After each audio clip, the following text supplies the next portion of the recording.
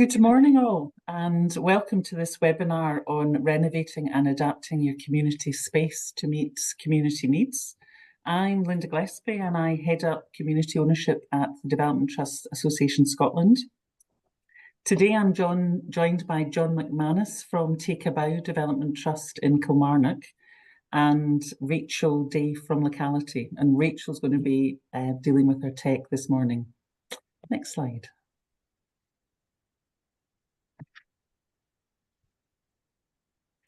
So this webinar is being delivered by the COF Support Programme. We are 10 community support organisations combining our knowledge and skills to support the Community Ownership Fund as the Ministry of Housing, Communities and Local Government official delivery partner.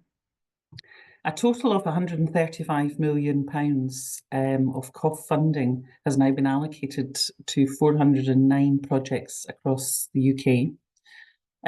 This fund is unfortunately now closed, and the government have confirmed that there will be no further application windows.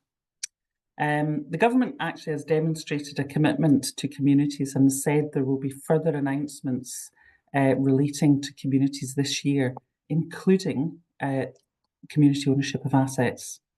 Today's webinar forms part of our COF Legacy webinar series, and these webinars have been led by experts from across our teams with contributions from our communities, and is aimed at supporting communities to consider their options under COF and those that are thinking of taking forward and running community spaces. Next slide, please.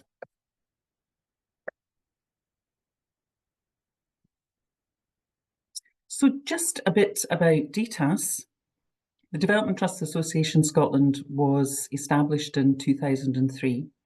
We are a member-led organisation and we've got 350 development trusts across Scotland. I know a lot of you will know this, but development trusts are community-led anchor organisations that are geographically based and are democratically accountable to their communities. In that, their boards are drawn from their membership and they take an enterprising approach. Within the DTAS membership, 78% of the members own at least one asset, and that can range from community centres, shops, pubs, piers, Scottish Islands, large tracts of land. And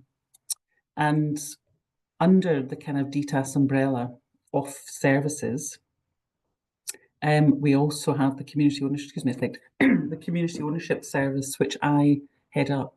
And that's funded by the Scottish Government to support the sustainable transfer of assets into community ownership.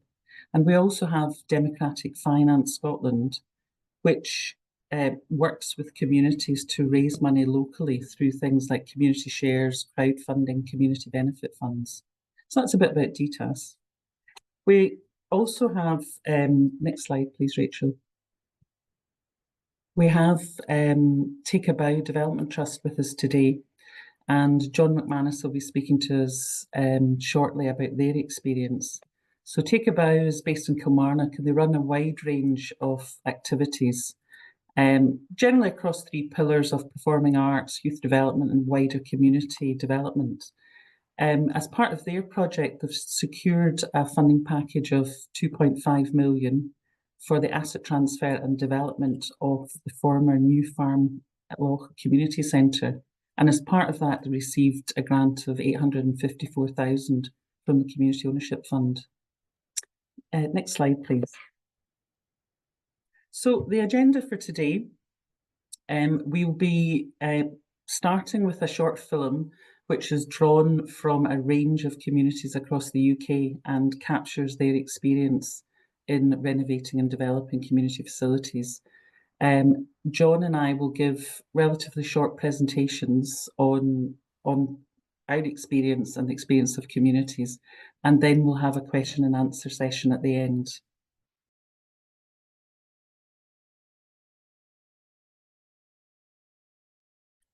That was excellent. We were extremely grateful to the community organisations that participated in that video and shared their experiences. And I hope you noticed that was a glorious day in Glasgow, uncharacteristically. Over the next kind of 5 to 10 minutes, I thought I would pull out some of the points that were discussed and highlighted during the video.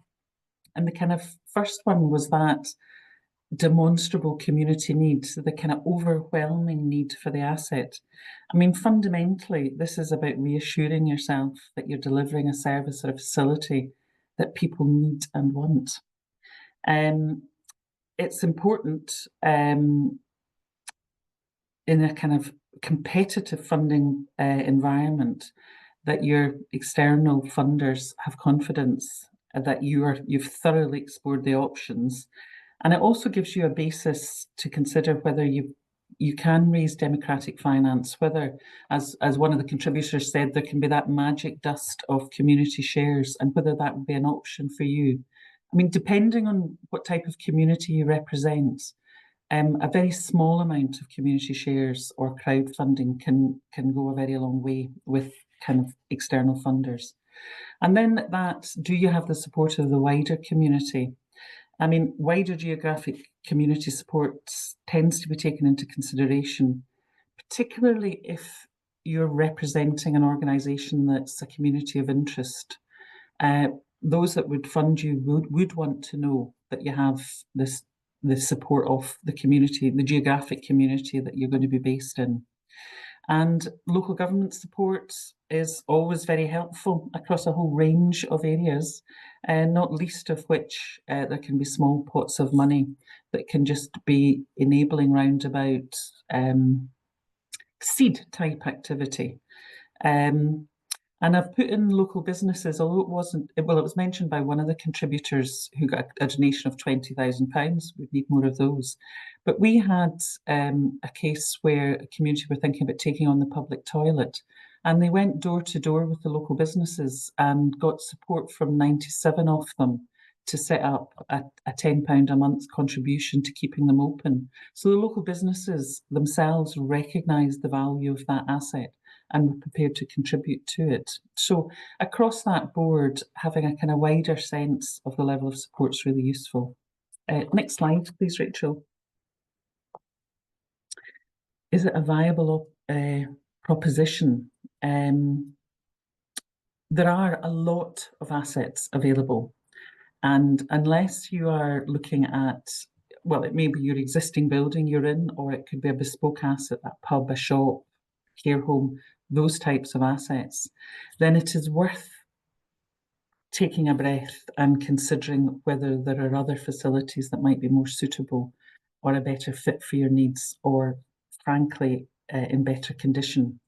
We are in a very competitive funding environment, and actually projects that need a huge amount of money are actually going to struggle potentially to secure the kind of full funding packages. And I think the level of response to the COF fund was such it demonstrates just how much people actually need to make these things happen. And then, do you have a sustainable business plan for the development? Is it financially sustainable? Do you have kind of clear income streams? And have you considered future-proofing it, particularly around about energy costs? And have you considered the risks associated with the project? And when we come to John's section, he's going to kind of cover a bit of the journey that they've gone through and the kind of turbulent external environment and the impact that that's had. Next slide, please, Rachel. And project delivery and people. Taking on a major renovation is really challenging, and it's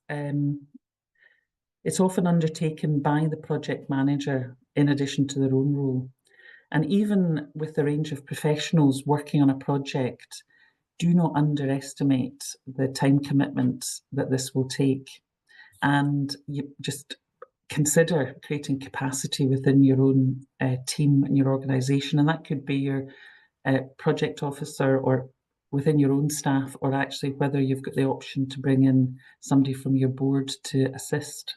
And that's just physically having the time to focus on delivering this.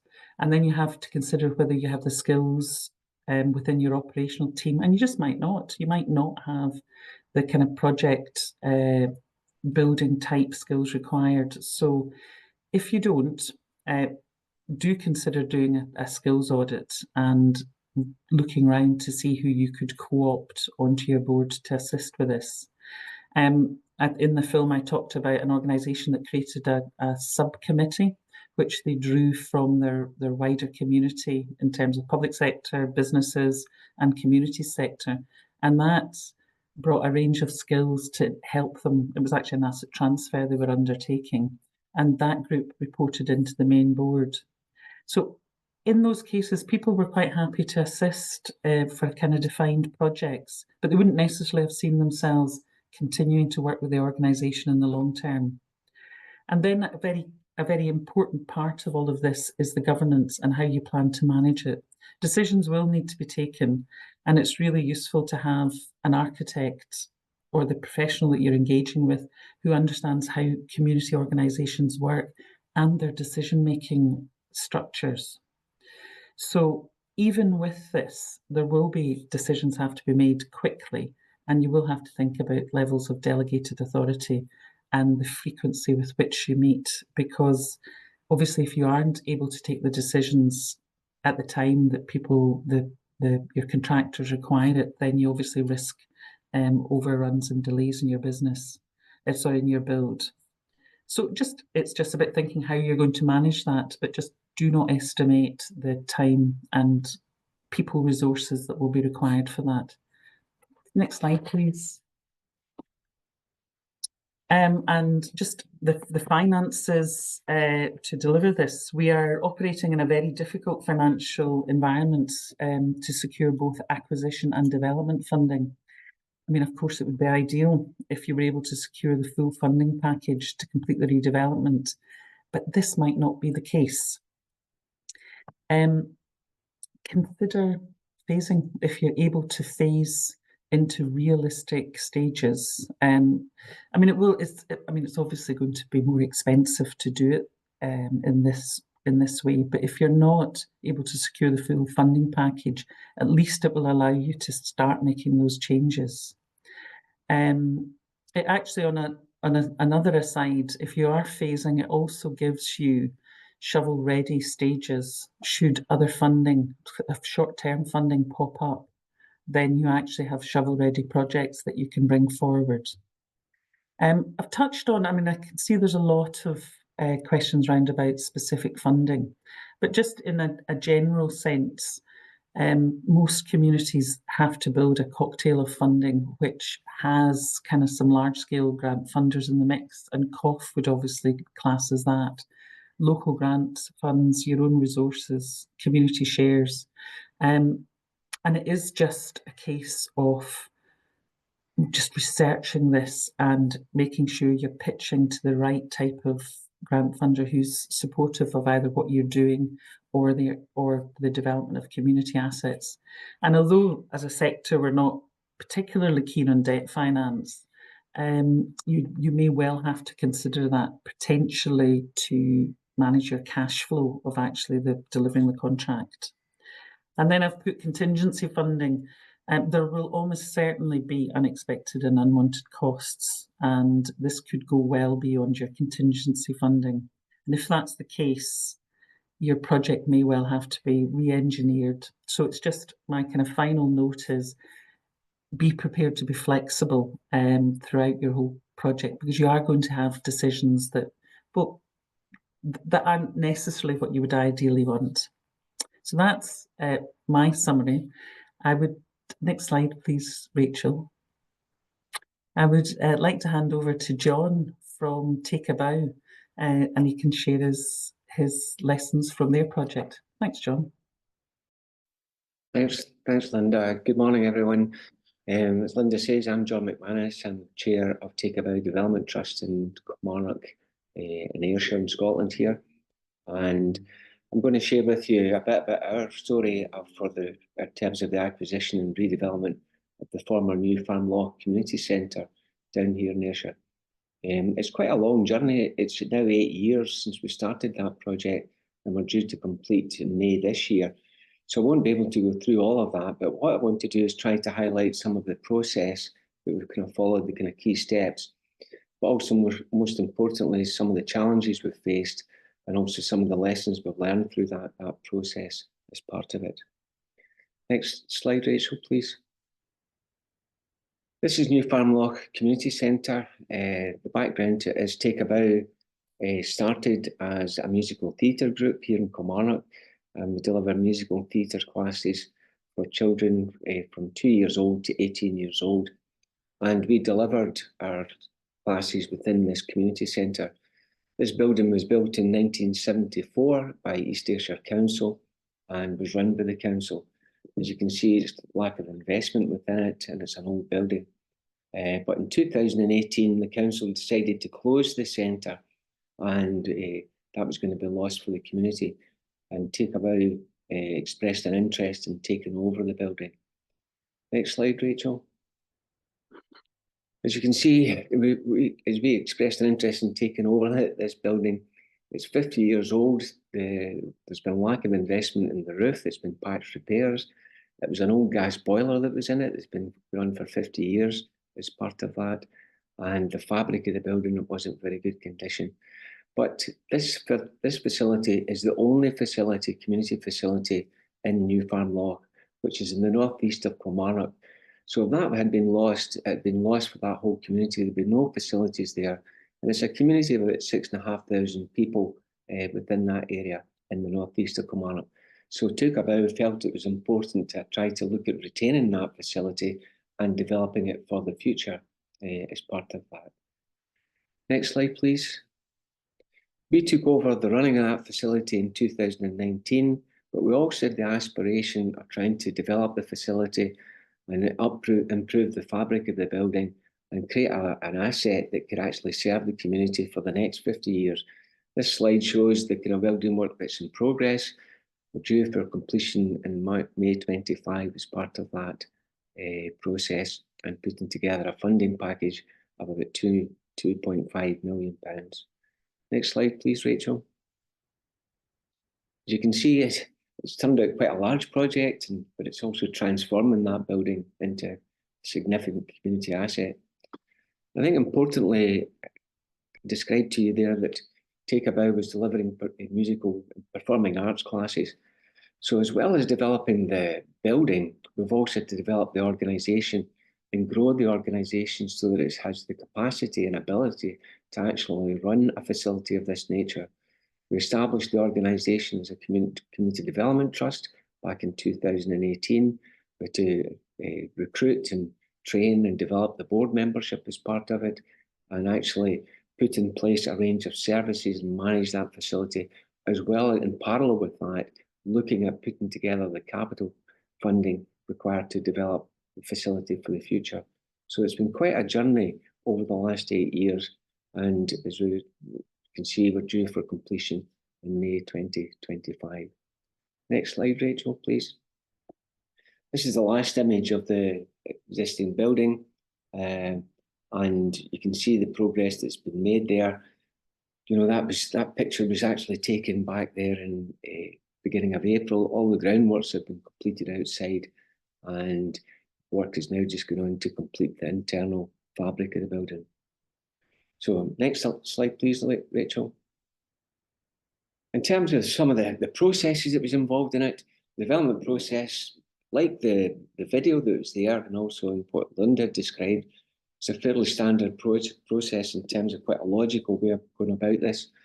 From the building acquisition, we took it on in 2019 and been running it. That feasibility study that we talked about, the business planning process, putting the funding package together, the pre-development work, procurement, appointing a contractor, site start. Sounds fairly logical, fairly straightforward, but it's not clear in terms, it's not certain in terms of the timescale it takes.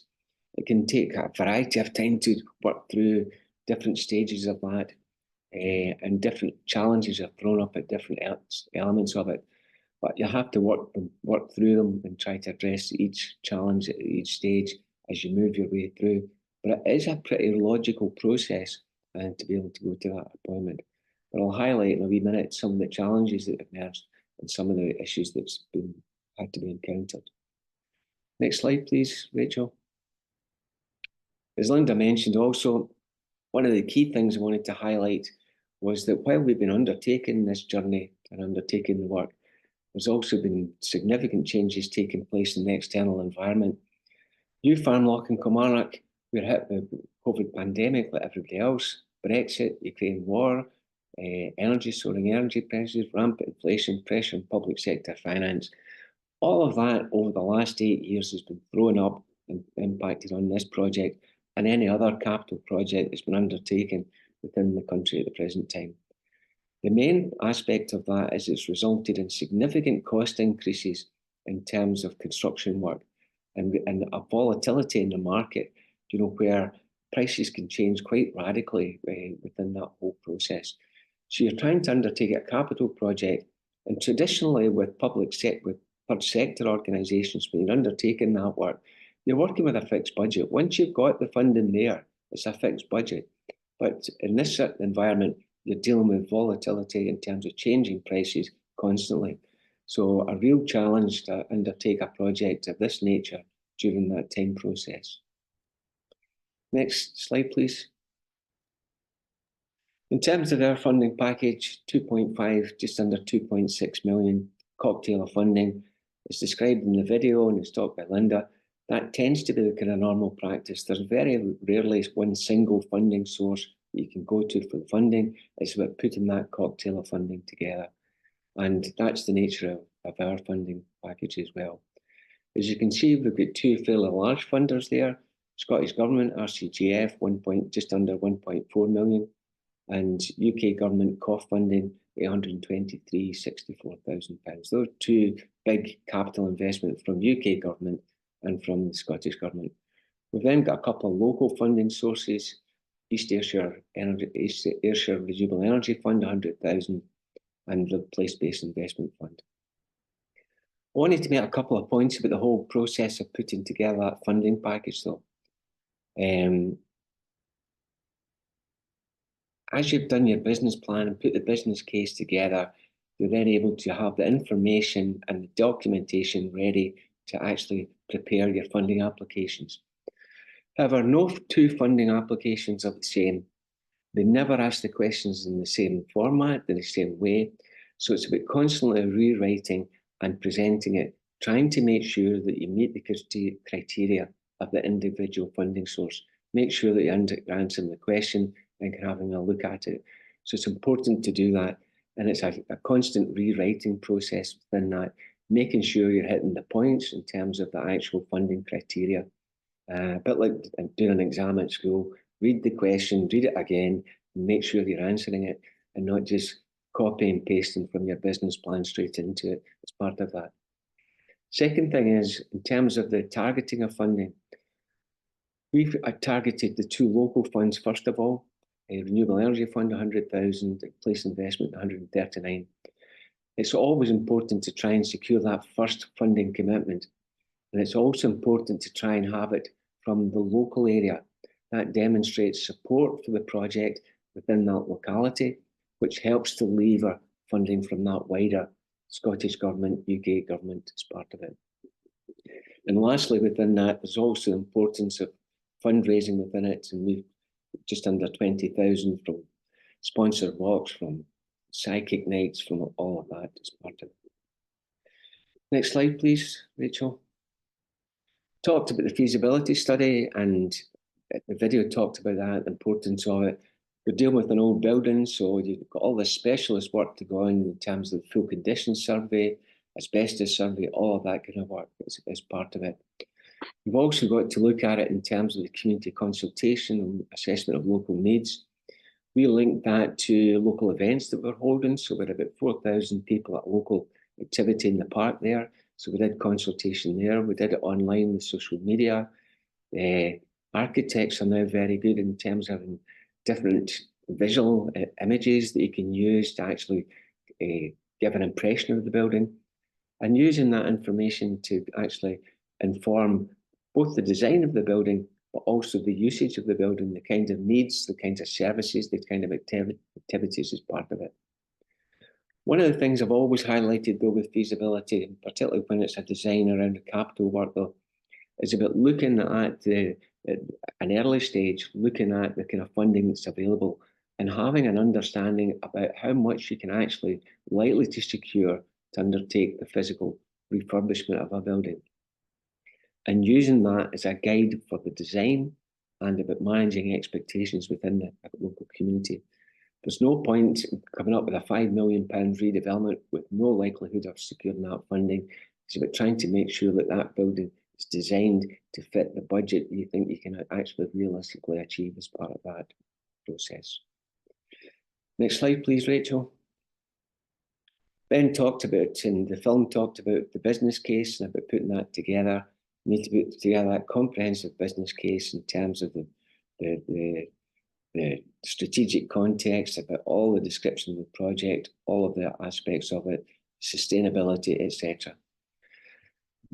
However, writing a business plan for a capital project is a tricky process because not only are you describing the building works and what's going to be required, the capital costs, but you're having to put in the strategic context, the needs that exist, and also funders, when they're looking at it, want to assess what difference is this going to make, what services are going to be delivered, what outcomes are going to be delivered from this, what impact is this going to make from the community, and is this project sustainable? So it's quite a tricky process putting that business plan together into a coherent story and a coherent framework. And as has been suggested, it's worth going and looking at other projects, looking at their business plans, look at ones that have been successful, also looking at expertise and advice that's out there that can help you put that together. So it's worth looking at it as that in terms of putting that part together. Next slide, please, Rachel.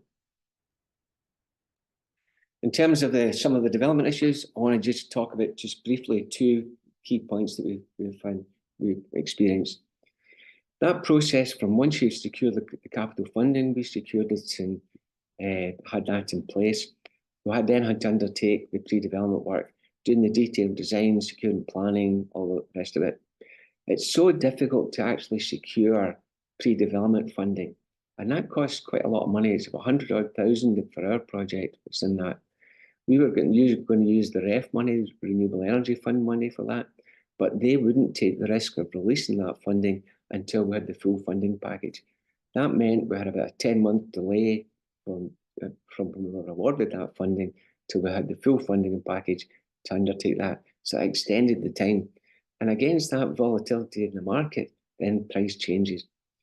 The last thing in this slide was what happened, and it was the scariest thing within this project. We went out to tender, we had all the work done, out to tender, tenders come back, tenders were significantly above the budget, the funding we'd secured. So we then had to start with value engineering. We also had to look at additional funding. We went to all of our funders, and the funding, it was just so tight, there wasn't that available there. The only source that was available was through COF. And at that stage, COF had changed their criteria. We had been awarded 200,000 from COF, but COF had changed their criteria and had lifted it to a maximum grant of £2 million. So they had a programme that had just opened, and they said to us, well, if you want to give back your £200,000, make a fresh application within that, we'll consider the increase. So from Christmas 2023 to March 2024, we went through that process, and it was the scariest time because we then had to look at starting part of the project and looking at phase 1, which was then enabling work with the car park, while phase 2, we waited to secure additional funding. Fortunately, that funding came through, and we were able to make a site start with the major project by April 2024, and we're now on the way towards completing of that. Next slide, Rachel. This is my last slide in terms of the kind of key lessons and challenges. Timescale for development, it was said in the video and it's been said by Linda. We're 8 years into this. It's a long process. You've got to be tenacious. You've got to have reserves and to have energy to working our way through that. Being able to deal with the volatility of the external environment. It's really tough, and that's not set to change. Even though things are changing, the cost increases are still likely to be there.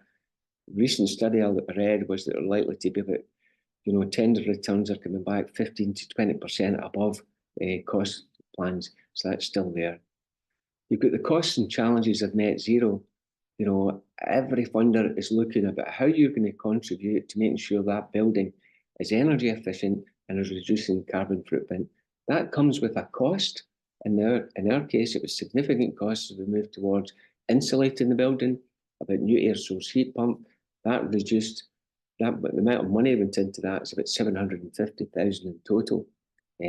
So it's a significant challenge as part of that. Key issue was around how you manage the contracting cash flow, and we talked about that.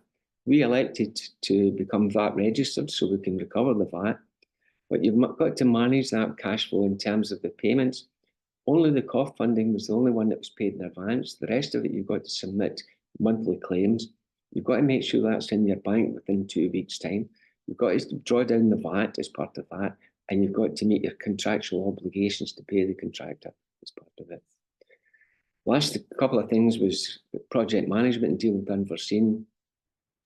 An old building, you're always going to find something within it. And in our case, we found more asbestos under the floor that we didn't know was there, despite having undertaken an asbestos survey. We then found dampness that hadn't been identified. These are additional costs that you're having to deal with. You're having to look at how you value engineer on site, on the building, to try and deliver the project. And my last point there was about organisational sustainability. A major project like that, we've had to decant.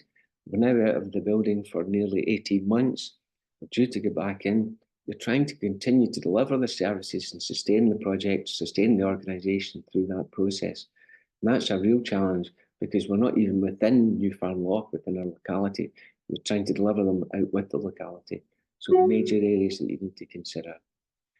Then my last slide. Please, Rachel. Last slide is the commitment to community ownership. Despite all these challenges, despite the timescales and the energy that it takes, I still believe that the importance of community ownership. It's about retaining that asset that would have been lost for our area. It's about improving that asset and being able to respond to local needs.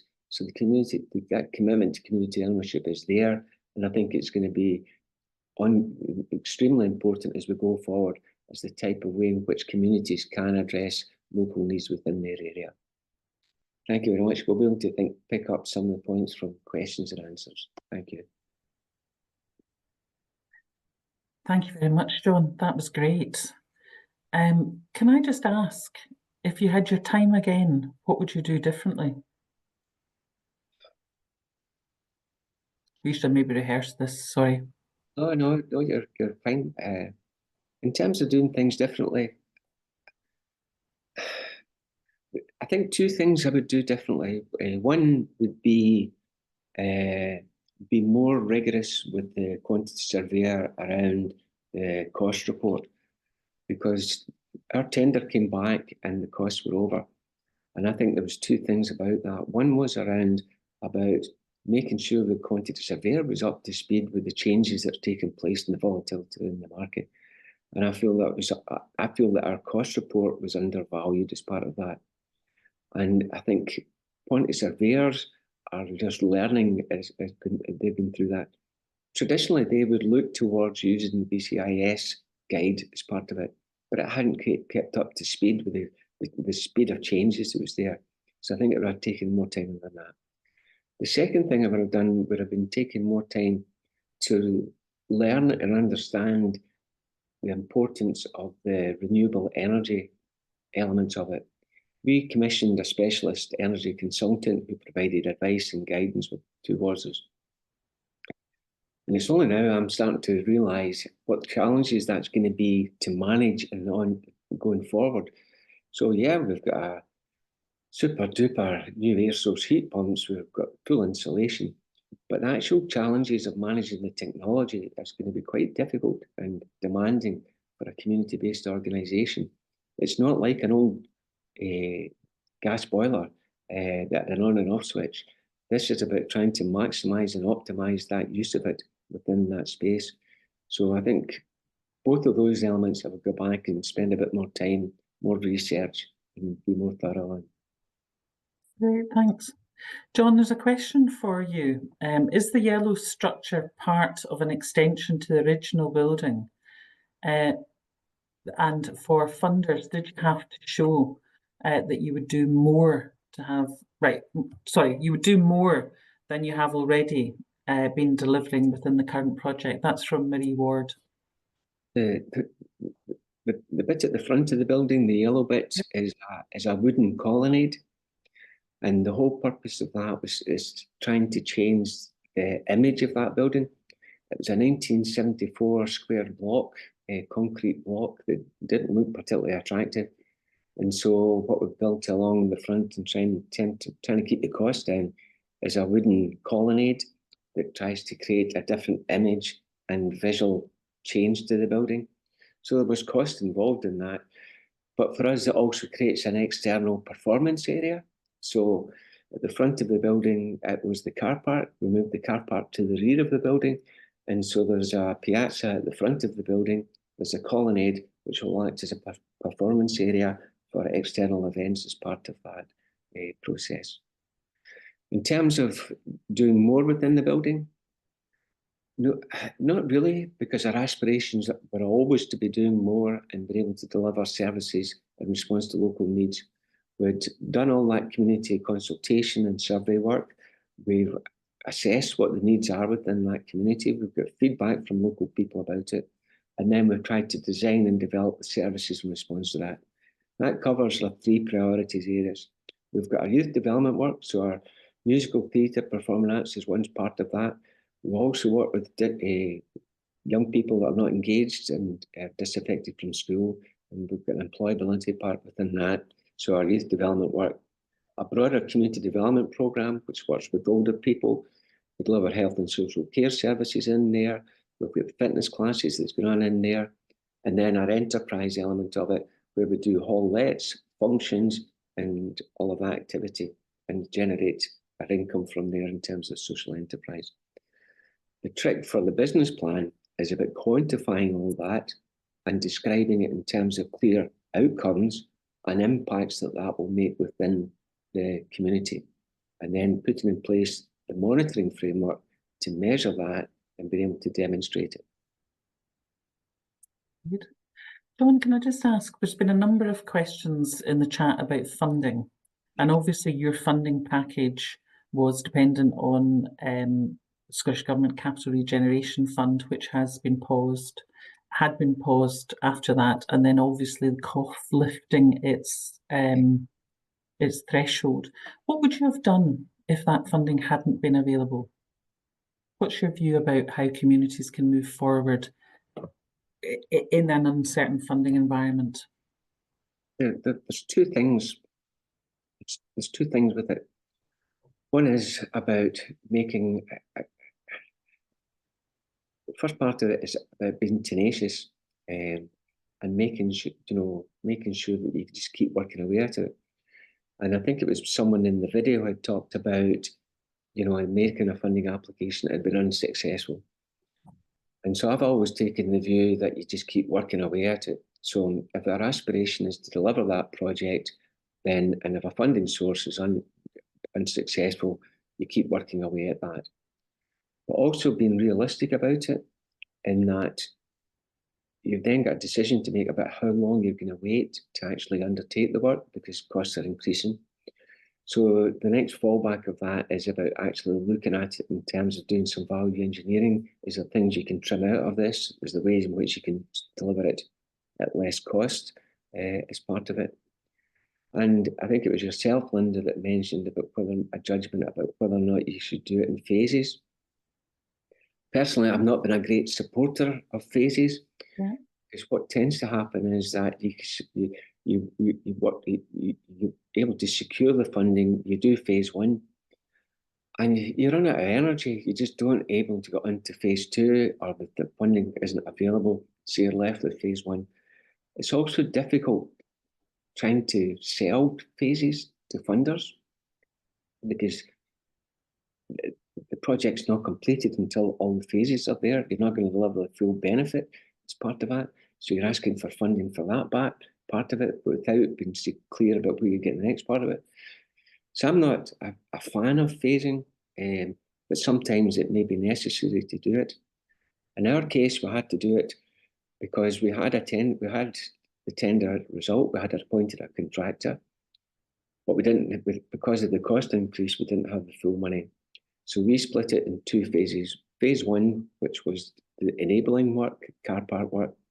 But because you can't make an application for funding when you've already started a project, we then had to split phase two, and that was the phase two main refurbishment work. And so we did it in that case, and that took about 4 months to work through. But a very scary time working it through in that basis. Yes, I know. I mean, I do take your point on phasing, and obviously being able to get it in one chunk is the preferred option, and it obviously doesn't work for all projects. I think we did some work on, it was round about heritage buildings action. It was kind of new uses for kind of old buildings, and we asked some of the very successful organisations in Scotland about how they had secured the level of funding that they had done. And all of them mentioned having shovel-ready projects ready to go when money popped up. There was an underspend, and actually there were funders looking to be able to deliver something in a very tight timescale. So they just kind of pulled these shovel-ready projects off the shelf. So, I mean, I do take your point about it not necessarily being for everyone. I did a project just recently, which I hadn't finished it, but so I kept working at it, and it was split in two phases, and it was a community sports facility in the poorest area of Glasgow, Greater Pollock, and that project was split into two phases. Phase one was doing the football pitches, phase two was then doing the pavilion, and it just completed in November last year.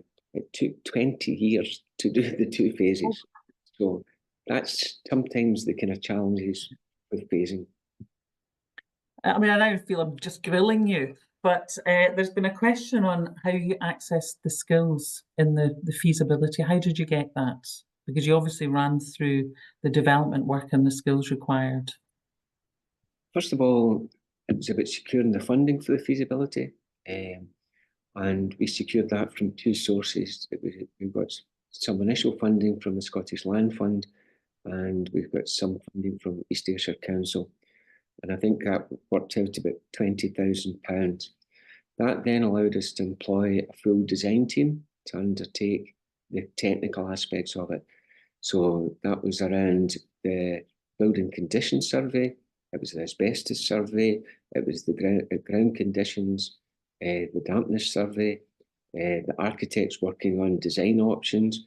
We had a specialist energy consultant that looked at options around that. The community consultation and assessment of community needs, we undertook that on our own, using the experience of the local organisation. And then that was all pulled together as part of that feasibility study. So it's important to have that initial funding to undertake that kind of initial feasibility element of it in terms of the technical aspects of it. And we've got a question in from James Auckland. When your costs increased during the build phase of the project, how did you secure more funds? They've found that funding for projects that had already started is not possible, and it makes them completely ineligible. The approach that we've had to take is an ongoing value engineering approach through the construction element of it. So as we've hit additional costs, I talked about the asbestos, what we found.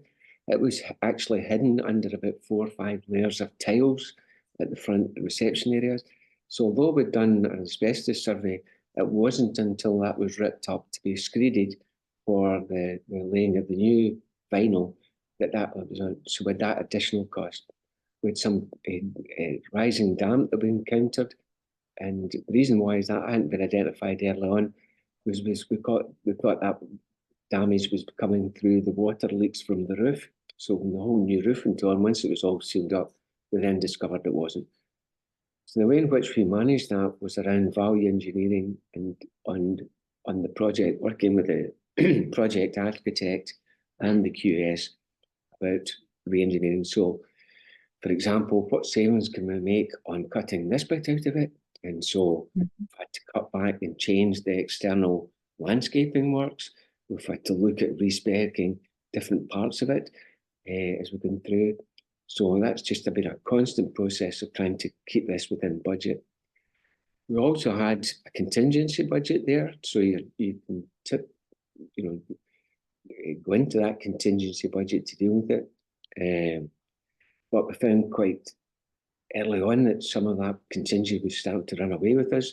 So it has been that constant process of value engineering as we're working through that process. That's brilliant. Thank you very much. I mean, unsurprisingly, funding is coming through, and also the COF and the lack of, well, the lack of any confirmation of new community ownership funding. I suppose just more generally to sort of address that, the consortium that have been providing the support contract, which has been led by a locality, we are obviously making the case for how important this funding has been across the whole of the UK and kind of all 4 nations.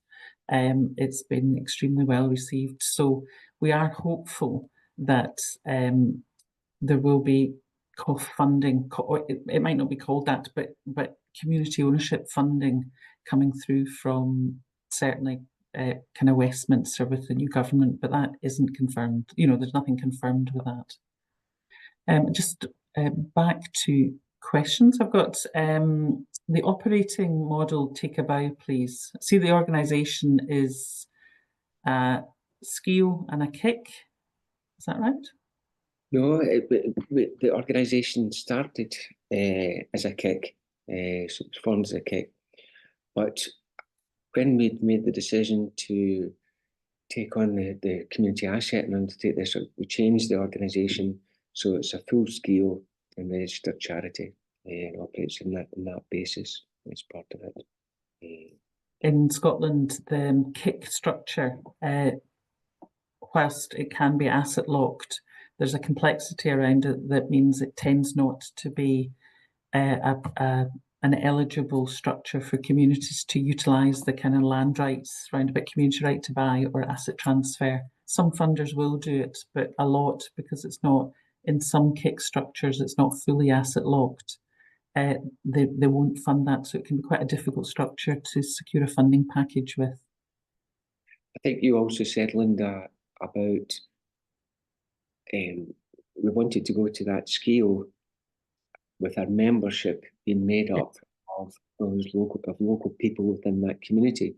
So everyone is eligible, over the age of 16 are eligible to become members of the organisation and build up those membership, and the membership then appoint the trustees. So trying to build that accountability back to the community, we wanted that wider structure with that membership base on that basis, and with the asset lock built in there through the registered charity. Brilliant.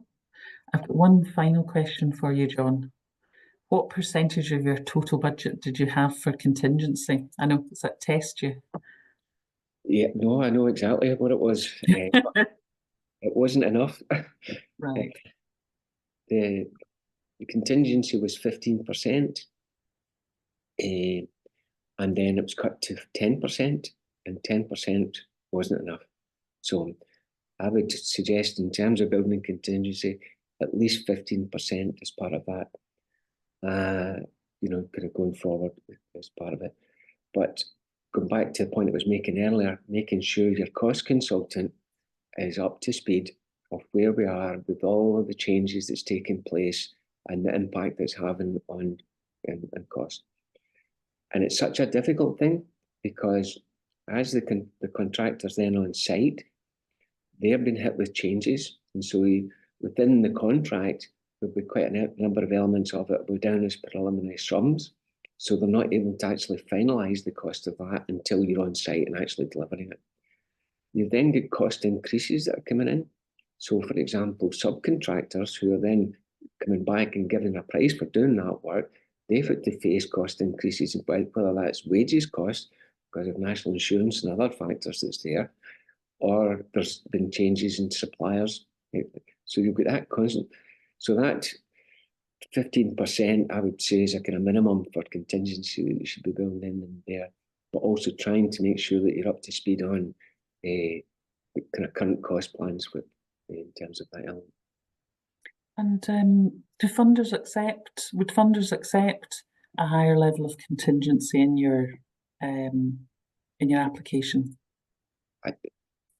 The funders will scrutinise it, but I think you're able to justify 15% as part of that, and it's not unusual. It's not unusual. No, but if you were going in at a higher level, if you start to go up to 20%, something like that, then you may get some funders that are kicking back about it.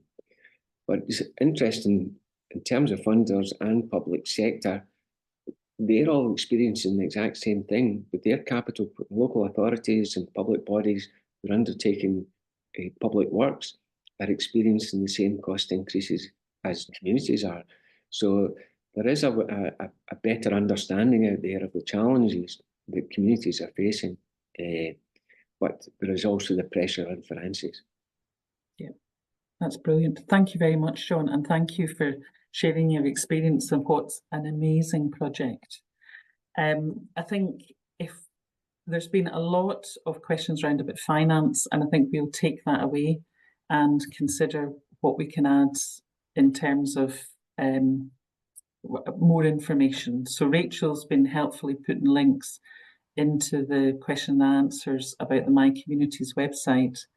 Rachel, I think if we go to the last slide.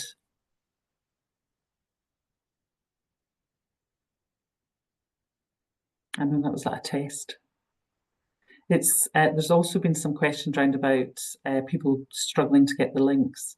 It's just to say that we have the recorded webinars on the My Community Asset Hub, and this recording of this webinar will also be there with any links. And we will take away the questions around about funding and have a discussion about whether there's something we can put into this space that would be helpful in terms of providing a guide. And just thank you very much for your attendance, and best of luck with your projects.